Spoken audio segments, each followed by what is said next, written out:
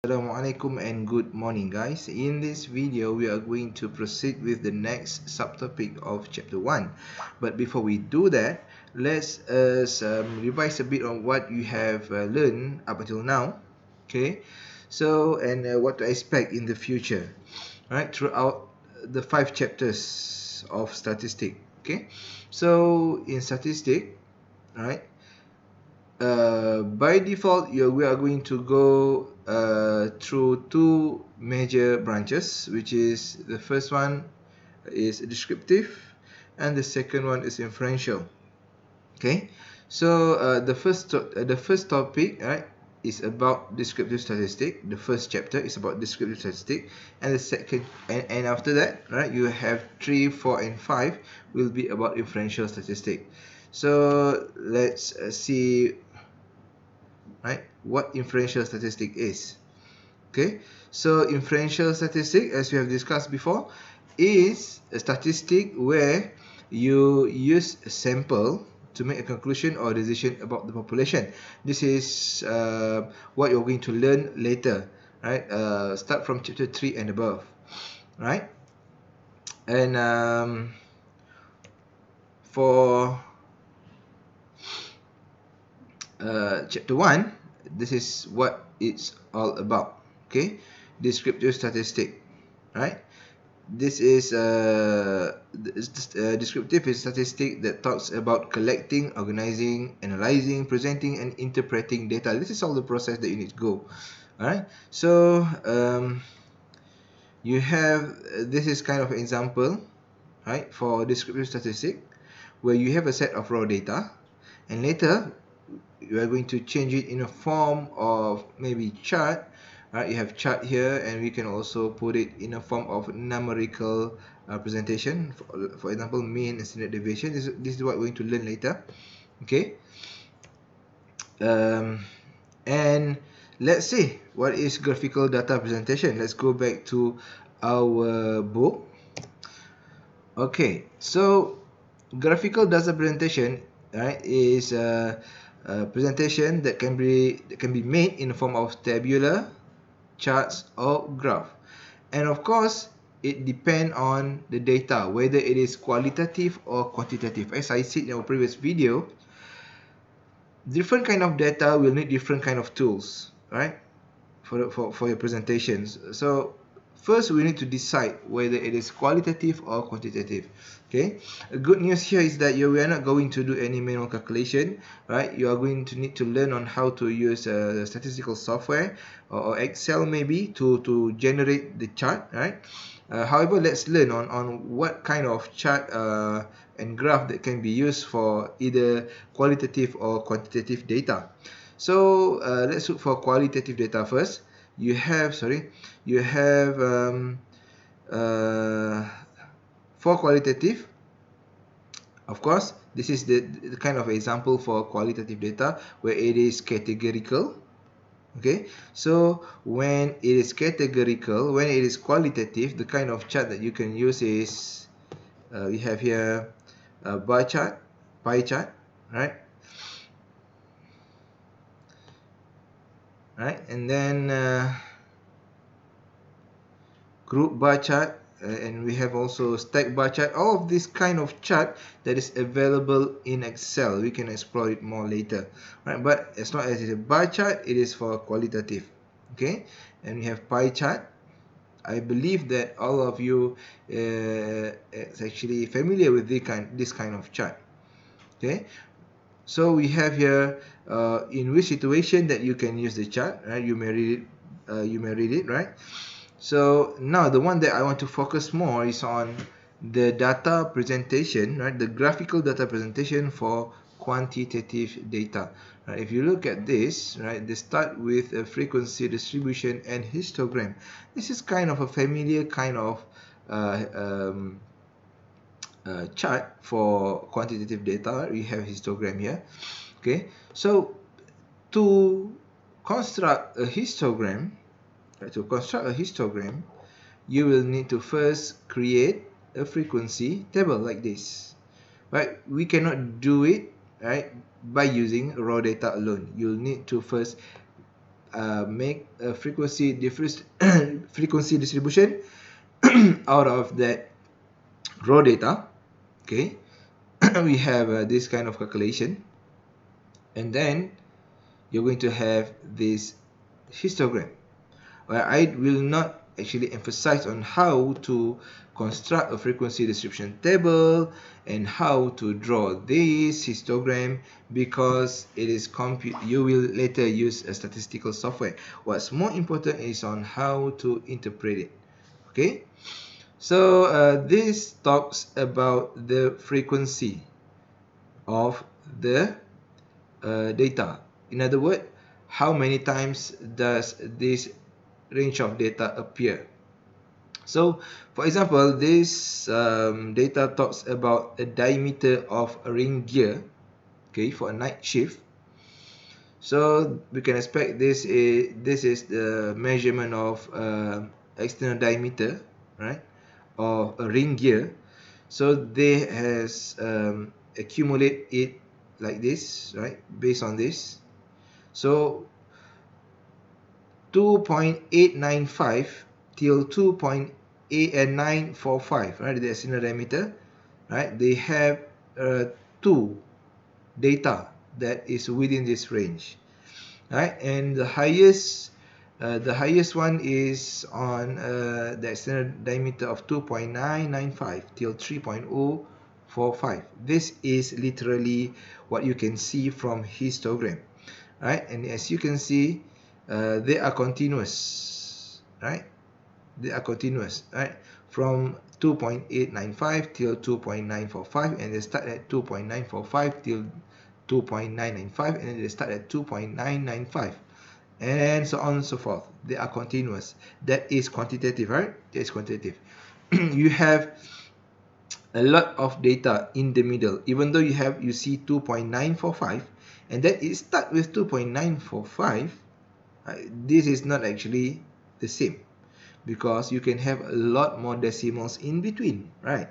Okay, so this is the idea of how to read the frequency, right? So you can also talk about the distribution, right? We are going to talk more about that when we reach at the end of this topic, maybe the distribution.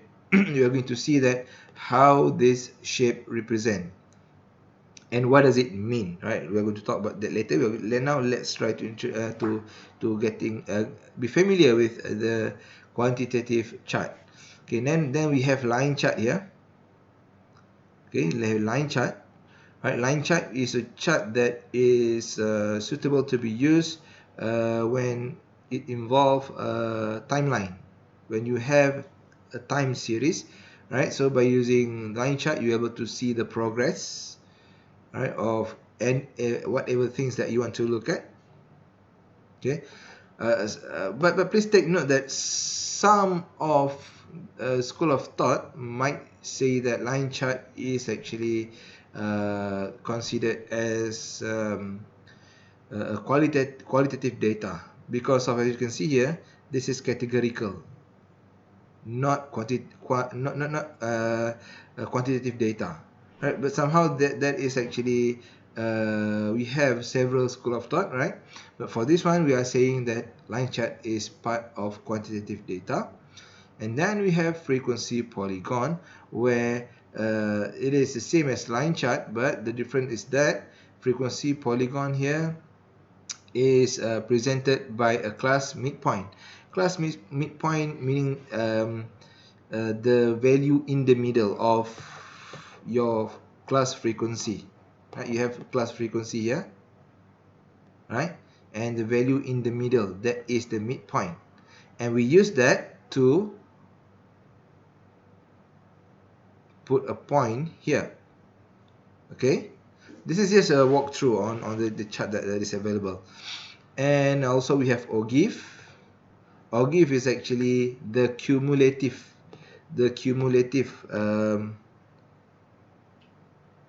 frequencies, right? They are using cumulative frequencies where they add.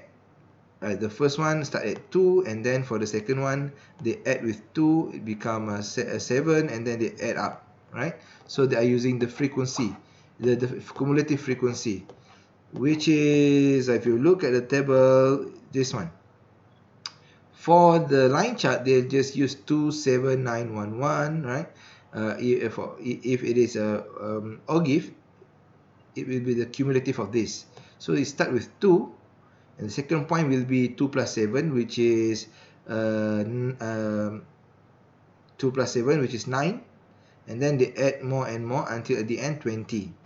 Okay, I just go through with you on this because this is not really the kind of chart that is important for us to use it now, but you can use it later in your project. The one that I want to focus more later is actually the last chart that you're going to see after this. Okay, we have stem and leaf plot, which is the kind of plot that quite classic, right? Where you have the raw data, okay, and this is the steps. Okay, first you will organize the data into suitable group, right? For this one, they are organizing it based on you have just one figures, and you have the figures in from 10 till 19, and then from 20 till 29 if there is, and then if you have more, 30 till 39, and so on and so forth. Now, and after that, they create the stems and leaf. So the stems will be the first number, right? The first figure. For this one, the first figure is 0. Right? As you can see, it's 0. For the second one, the first figure is 1. Right? You have 1 here, all of them. And then for the second group here, the third group, you have 2 at the stem. And after that, we have the leaf. The leaf is what number comes after that. So we have here 2, 3, 3, 4 until 9 here. You just arrange it like this, and then you have 10. Right? By the way, they arrange it in ascending order, right? From the smallest value to the highest value, right? So that is how you do the stem and leaf. So they put the number next to 1, which is 0, 0, 1, 2, 3, 3, 4, and until 9. So there you have it. After that, you have 21 and 23. The number after 2 is 1 and 3. So this is how you construct stem and leaf. And as you can see, from stem and leaf, you can also look for see the distribution where you have the shape of the data. We're going to talk about this more later. Okay, so this key here is kind of legend, where they indicate how to read this stem and leaf. So if 0 and 2, it is equal to 2, right? If 1 and 0, 1 with a line and 0, we can read 10, right? This is just a legend. Okay, so when you encounter with another kind of chart that require you to use stem and leaf, which is, for example, decimal here, you can change a way to arrange the stem and leaf, where the value before decimal will become your stem, and the value after decimal will become your leaf. Okay, so as for other things, they are the same. Yeah, but the most important thing is the key here, where you need to tell the audience what does this represent. So 2 and 2 is actually 2.2, not 22. That is how you tell the audience. Okay, now comes the most important chart that I want to emphasize for this topic, which is known as box plot. Okay, box plot is the quantitative graphical data presentation that have a lot of data that we can extract just by looking at one chart like this. Okay, you can talk about a lot of things, right? We are going to talk about box plot more at the end of this topic, because for box to discuss about box plot, we need to also learn first on numerical data presentation. So this is graphical data presentation, right? So we're going to talk more about box plot later in numerical data presentation. So I see you in the next video, right? And to talk about numerical data presentation. Thank you.